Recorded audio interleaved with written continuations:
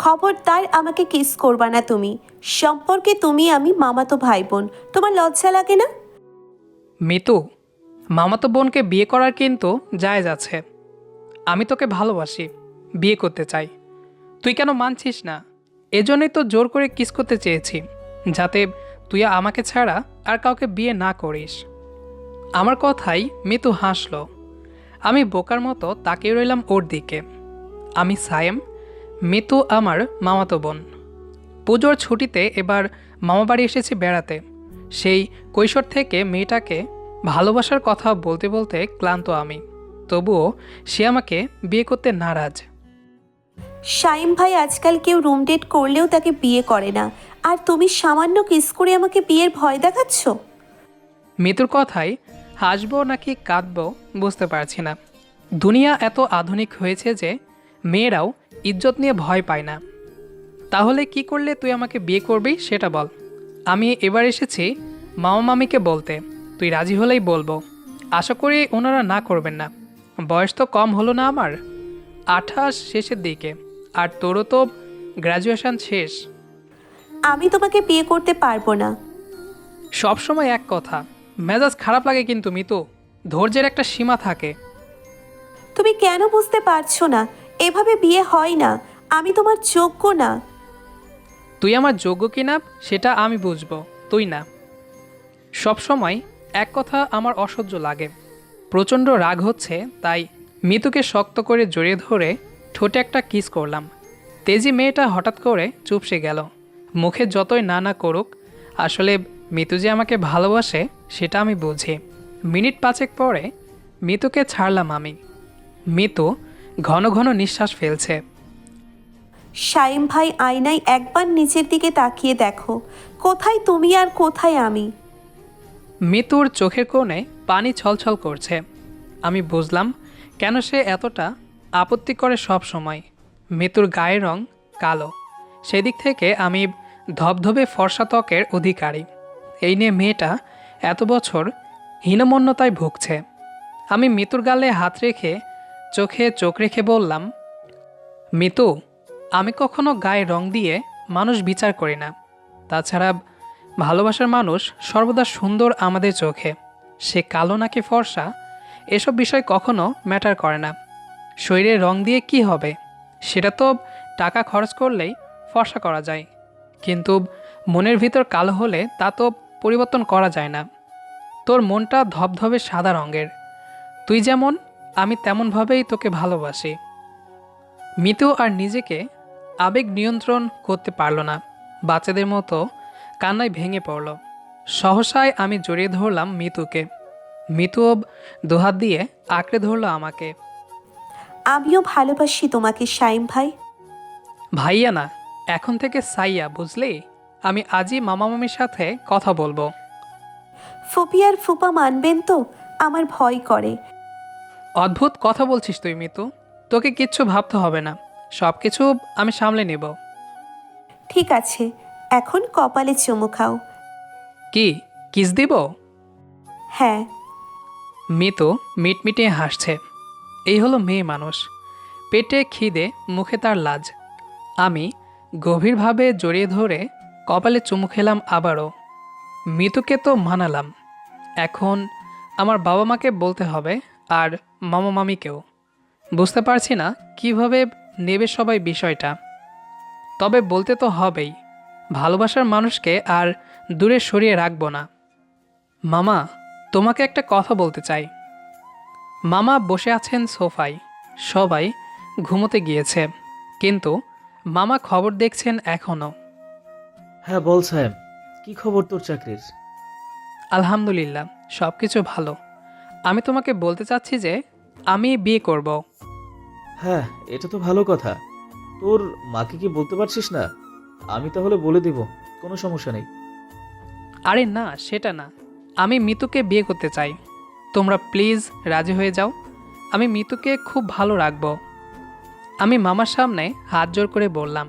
মামা যে চমকে গেছেন সেটা আমি বুঝতে পেরেছি, কিন্তু রেগে গেছেন কি না বুঝতে পারছি না। তবে ভয় নেই, রাজি না হলে আমি পালিয়ে বিয়ে করব মিতুকে। তবুও ভালোবাসার মানুষকে হারাবো না। তোর বাবা মা যদি রাজি থাকে তাহলে আমাদের তো কোনো আপত্তি নেই।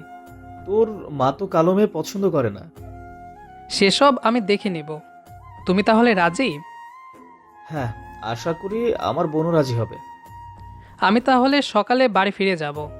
তারপর ওনাদের সাথে কথাবার্তা বলে তোমাদের জানাবো। ঠিক আছে সিয়াম।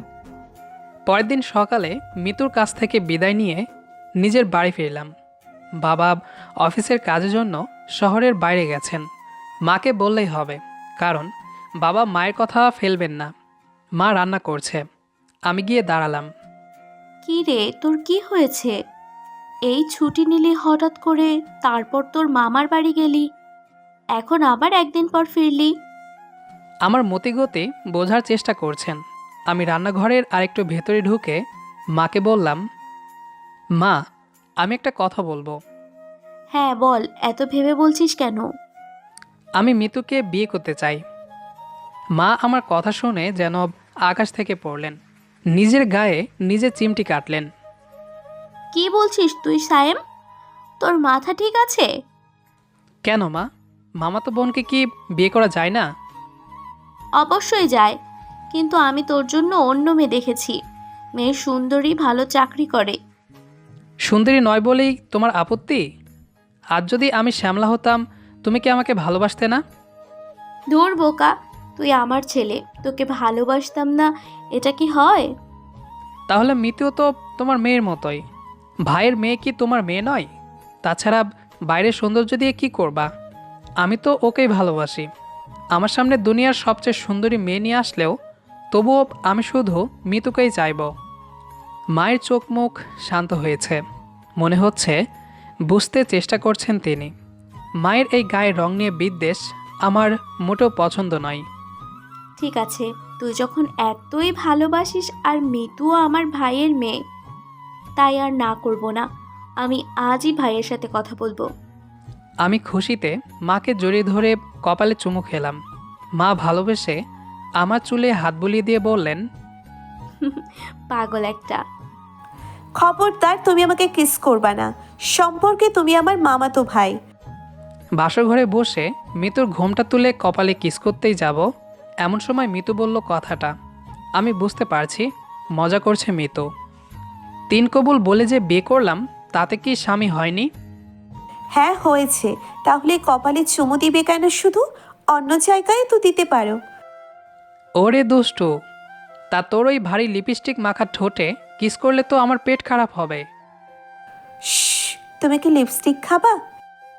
অবশ্যই খাবো। মিতু আলতো করে আমার বুকে কয়েকটা ঘুষি মারল। আমি বুকে জড়িয়ে নিলাম মিতুকে।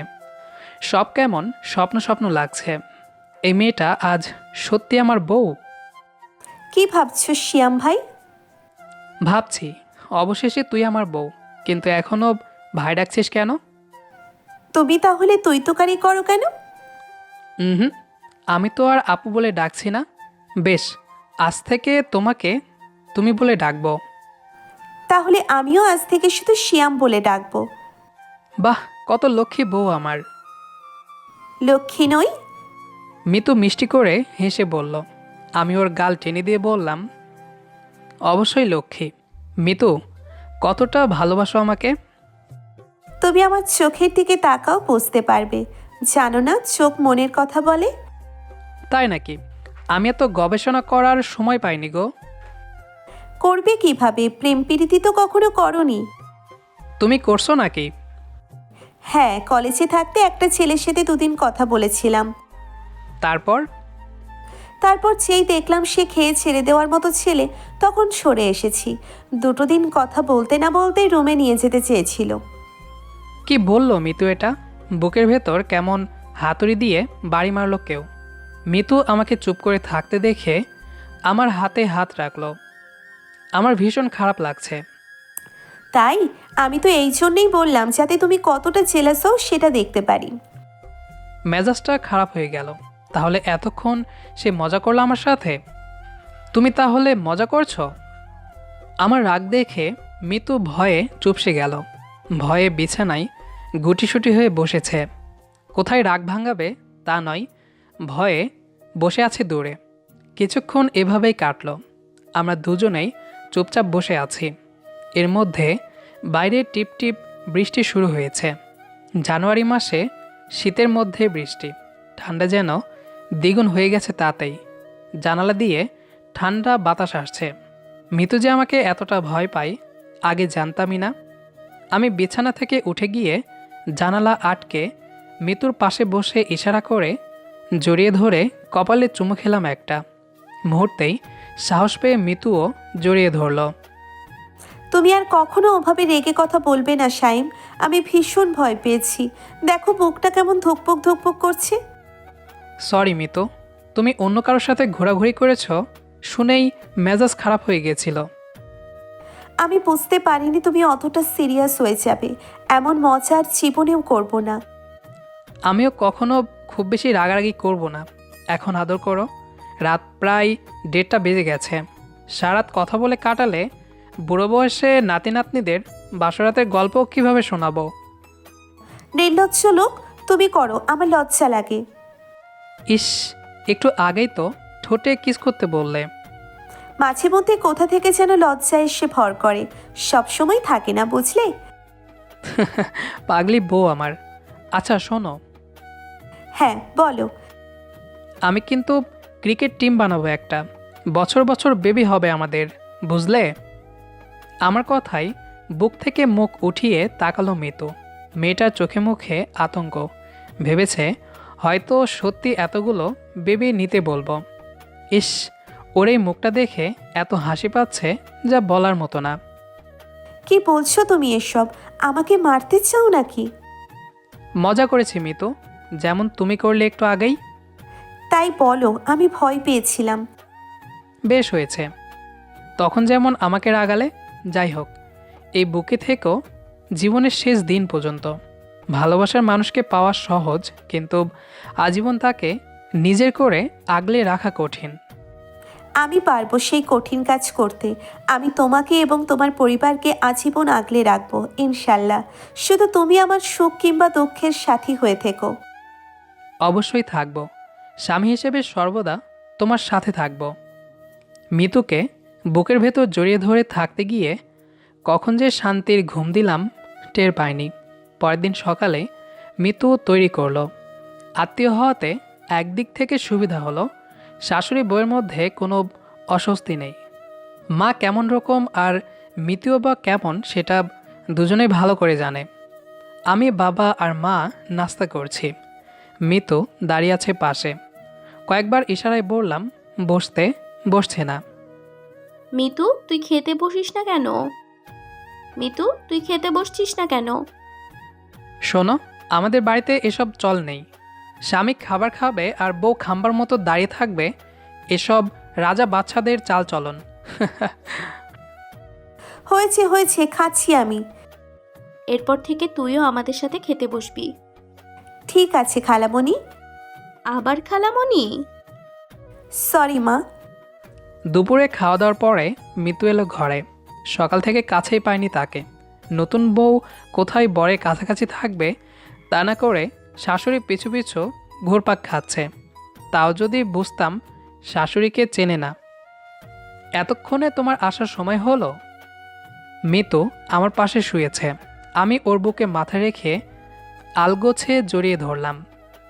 হ্যাঁ, সারা দিন তোমার সাথে রুমের মধ্যে ঢুকে থাকলে লোকজন কি বলবে? লজ্জা লাগে তো। লোকজন আবার কে? মা?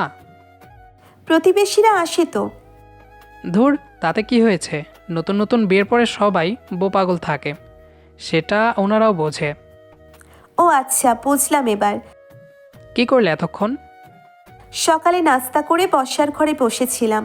লোকজন আসছিল আর দেখে যাচ্ছিল। তারপর রান্নার সময় মাকে সাহায্য করেছি। যদিও মা নিষেধ করেছিলেন রান্নাঘরে থাকতে, কিন্তু সব কিছুর উপর তোমরা তো আমার আপনজন, তাই আর মা আমার সাথে পারেনি। থাক থাক, তোমার কাজের ফিরিস্তি থামিয়ে আমার বুকে এসে বুকটা শান্ত করো। মিতুকে বুকে জড়িয়ে ধরে থুতনিতে কিস করলাম। মিতু আবেশে চোখ বন্ধ করে ফেলেছে। আমাকে গভীরভাবে জড়িয়ে ধরে আছে সেও। আমার খুব ভয় করে। এত ভালোবাসা সহ্য হবে তো কপালে? কপালে সহ্য না হলে বুকের ভেতরে রেখো। ভালো তো আমি বাসবই, আজীবন শুধু তোমাকে। অসভ্য লোক একটা। তাই তাহলে এবার একটু সত্যি অসভ্যতা করি। না না, এখন ওসব হবে না। বেশ হবে। মিতুর নিষেধাজ্ঞা না শুনে গভীরভাবে ঠোঁটে কিস করতে শুরু করলাম। কয়েক মুহূর্তের মধ্যে মিতুও আদর করতে শুরু করলো। ভালোবাসার মানুষ ইশারা করলে কেউ স্থির থাকতে পারে না, মিতুও পারেনি। মিতু ঘন ঘন নিঃশ্বাস ফেলে বলল, ভালোবাসি শিয়াম। ভালোবাসি মিতু রানী। আমাদের ভালোবাসা আজীবন যাতে অটুট থাকে সেই দোয়া করবেন সবাই। ভালোবাসা অবিরাম সকলের প্রতি। আগামী পর্বে আবারও আসব নতুন কোনো গল্প নিয়ে। ততক্ষণ সুস্থ থাকুন, ভালো থাকুন। ধন্যবাদ সবাইকে।